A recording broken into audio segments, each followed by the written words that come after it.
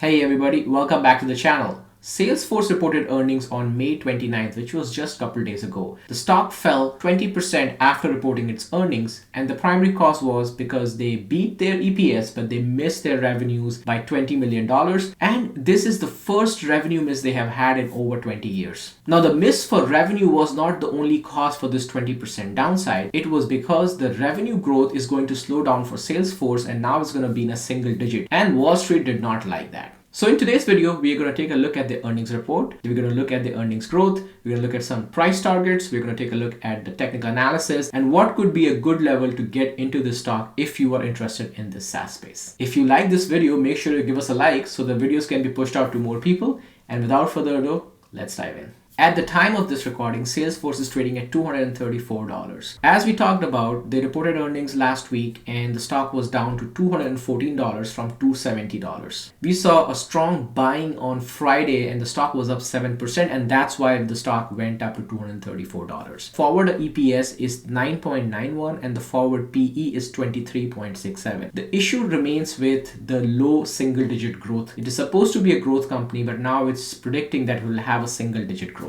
Now, if you're not familiar with Salesforce per se, Salesforce is basically CRM software. CRM is a customer relationship management software. So when you think of search, you think of Google. When you think of AI, the first name comes to your mind is ChatGPT or OpenAI. When you think of electric vehicle, the first name that comes to your mind is Tesla. So when you think of CRM, you think of Salesforce. 90% of Fortune 500 companies are using one or the other product of Salesforce. If you are not familiar with what a CRM is basically a customer relationship management software. It is a software platform that helps businesses manage their interactions with customers and potential customers. The goal of CRM is to improve the relationship with customers to grow the business. So basically there are various components that you can do in that software itself. So for example, you can run campaigns, you can have lead opportunities, you can do quoting for your new business, you can do some BI reporting, case management, tracking, quality control, advertisement. So there are many components within a CRM software. If you are interested in SaaS softwares, I would highly recommend that you learn about the CRM function, because CRM is a field that is so important regardless of what type of business you are running, whether you're running a B2B or you're running a B2C, you need a CRM software. There is no way you can get away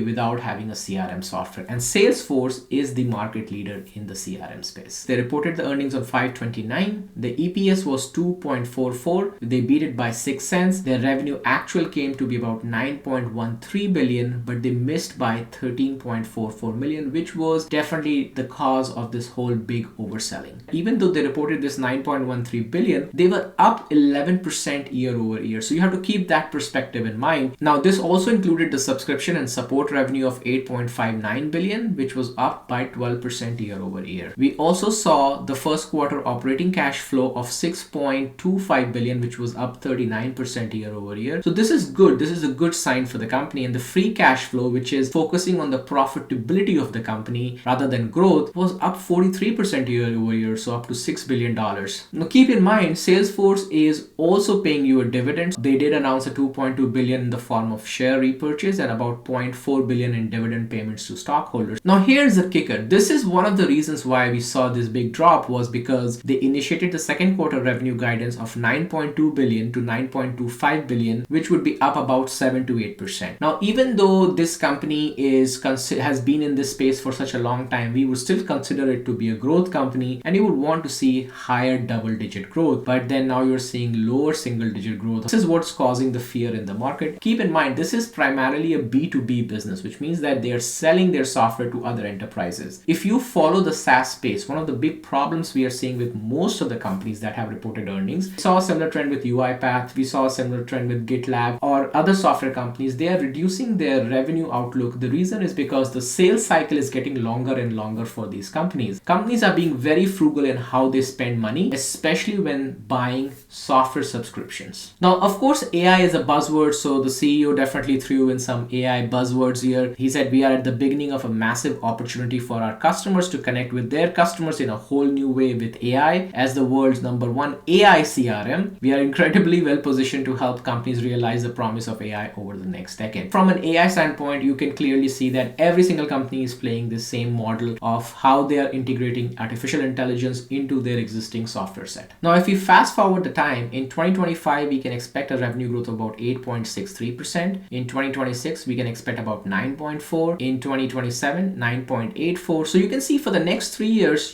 this company is predicted to grow about at 10%, let's say give or take. And then from 2028, you will start to see the acceleration with about double digits, starting to get into double digit growth, with going as high as about 17% back in 2030. With full disclosure, I do not have Salesforce in my portfolio, but this has been on my watch list for a long time now. From a liability and asset standpoint, their current asset, which is the short-term assets, they have about 29 billion, and their long-term assets is about 99 billion dollars. So that's a pretty good number. From a current liability is about 26, so they still have about $2 billion surplus in current assets. And if you subtract the long-term liabilities, which is about $40 billion, so you're looking at about close to about $50 billion in total assets. So they are in a good shape from that standpoint. Now, if you're planning to invest in Salesforce, there are a couple key risks that you need to understand. The first risk is, of course, the single-digit growth rate that we just talked about. We're looking at about 3 years of less than 10% growth rate, and what you're paying today, you're paying forward earnings of 38. Depending on how you feel about the CRM space, that is something to keep in mind. Now, one of the key strengths of Salesforce has always been the mergers and acquisitions. So you can see in this list that they acquired Slack for $27 billion, Tableau, MuleSoft, Demandware, etc. So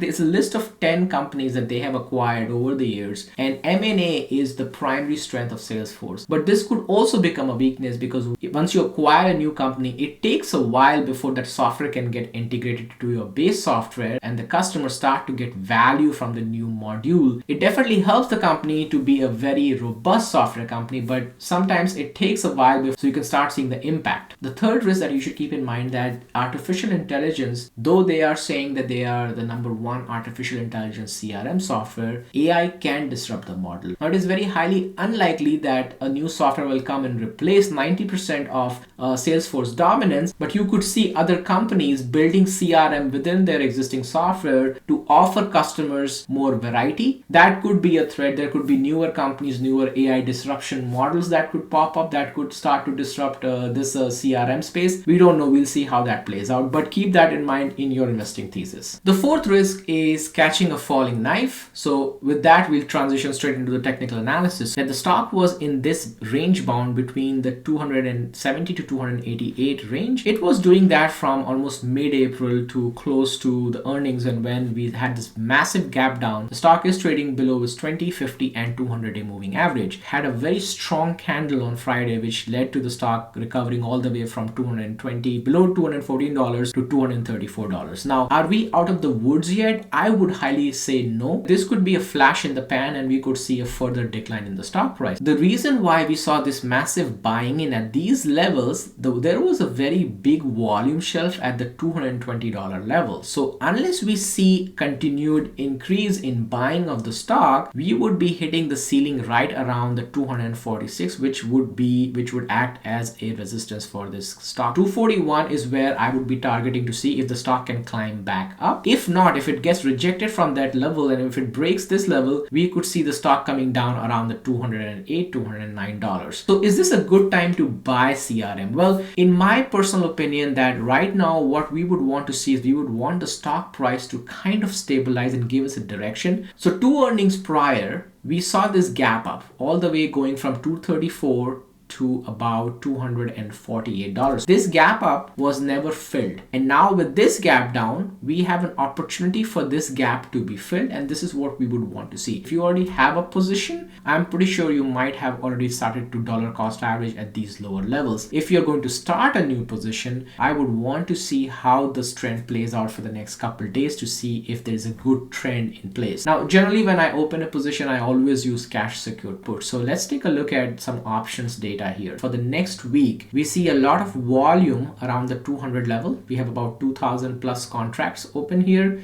We see some more at 205, 210, 215 and 220. There isn't a lot at 230. It's only 265 contracts. Very strong buying on Friday with 7% being up. The stock is around 234. There is a very big volume shelf of 220. So I would like to target this 220 level when I'm trying to open my new position. So let's say that we go out 30 days and at 220, the delta is about 19. So it's a very conservative delta. Bid ask is wide. So you 174 to 251 and your mid price. So you'll get about $210, $212 on this trade if you put a 220 as a strike price. So this is one option that I could look into, about 220 for June 28th. If you go 3 weeks out at 220, you are getting closer to $175 with a bigger open interest of 3,000 open interest here, and your delta is 18. So this might also be something that I might look into it. So let's look at 2 weeks now. 2 weeks for 220 is your delta is 15 and you don't have that much of an open interest. So I think I might actually target the June 21 where we have a 3,000 open interest with a delta of 18 and you still get a good decent $175 because the bid and ask over here is slightly tighter compared